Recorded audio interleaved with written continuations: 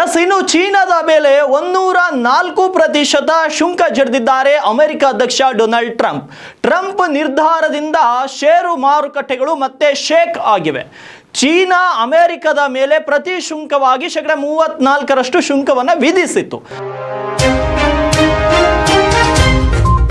ಆದರೆ ರೊಚ್ಚಿಗೆದ್ದ ಟ್ರಂಪ್ ಮಾತ್ರ 104% ಶುಂಕವನ್ನು ಜಡಿದಿದ್ದಾರೆ. ಈ ಶುಂಕವು ಮಂಗಳವಾರ ಮಧ್ಯರಾತ್ರಿಯಿಂದಲೇ ಜಾರಿಗೆ ಬರ್ತಾ ಇದೆ. ಅಮೆರಿಕ ಚೀನಾ ನಡುವಿನ ಶುಂಕ ಸಮರ ತಾರಕೇರಿದೆ. ಅಮೆರಿಕ ಅಧ್ಯಕ್ಷ ಡೊನಾಲ್ಡ್ ಟ್ರಂಪ್ ಆರಂಭದಿಂದಲೂ ಚೀನಾ ವಿರುದ್ಧ ಕಠಿಣ ನಿಲುವನ್ನು ತಾಳಿದ್ರು. ಇದೀಗ ಚೀನಾ ಮೇಲೆ 104% ಶುಂಕ ವಿಧಿಸುವ ಮೂಲಕ ಅಮೆರಿಕ ಚೀನಾ ವ್ಯಾಪಾರ ಯುದ್ಧವನ್ನ ಹೊಸ ಎತ್ತರಕ್ಕೆ ಕೊಂಡೊಯ್ದಿದ್ದಾರೆ.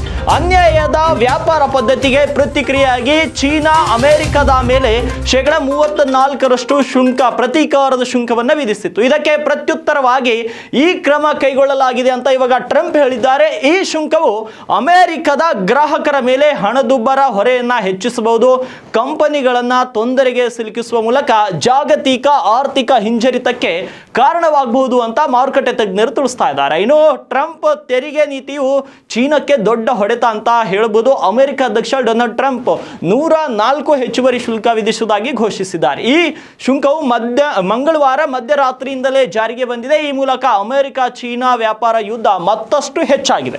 ಕಳೆದ ಏಪ್ರಿಲ್ 2ರಂದು ಅಮೆರಿಕ ಅಧ್ಯಕ್ಷರು ಭಾರತ, ಚೀನಾ ಸೇರಿದಂತೆ ಹಲವು ದೇಶಗಳ ಮೇಲೆ ಪ್ರತೀಕಾರದ ಶುಂಕವನ್ನ ಘೋಷಿಸಿದ ನಂತರ ಚೀನಾ ಕೂಡ 34% ಶುಂಕವನ್ನ ವಿಧಿಸುವ ಮೂಲಕ ತಿರುಗೇಟನ್ನ ಕೊಟ್ಟಿತ್ತು. ಆದರೆ ಆ ತಿರುಗೇಟನ್ನ ಸಹಿಸದಂತ ಟ್ರಂಪ್ ಮತ್ತೆ ಚೀನಾಗೆ 104% ತೆರಿಗೆಯನ್ನ ಹೇರಿದೆ. ಡೊನಾಲ್ಡ್ ಟ್ರಂಪ್ ಅಮೆರಿಕದ ಅಧ್ಯಕ್ಷರಾಗಿ ಅಧಿಕಾರ ವಹಿಸಿಕೊಂಡಾಗಿನಿಂದಲೂ ಕೂಡ ಚೀನಾದ ವಿರುದ್ಧ ಕಠಿಣ ನಿಲುವುಗಳನ್ನು ತಾಳುತ್ತಲೇ ಬಂದಿದ್ದಾರೆ. ಇದೀಗ ಬೀಜಿಂಗ್ನಿಂದ ಆಮದು ಮಾಡಿಕೊಳ್ಳುವಂತಹ ವಸ್ತುಗಳ ಮೇಲೆ ತಕ್ಷಣದಿಂದಲೇ ಜಾರಿಗೆ ಬರುವಂತೆ ಈ ಒಂದು ಶುಂಕವನ್ನ ವಿಧಿಸಲಾಗಿದೆ.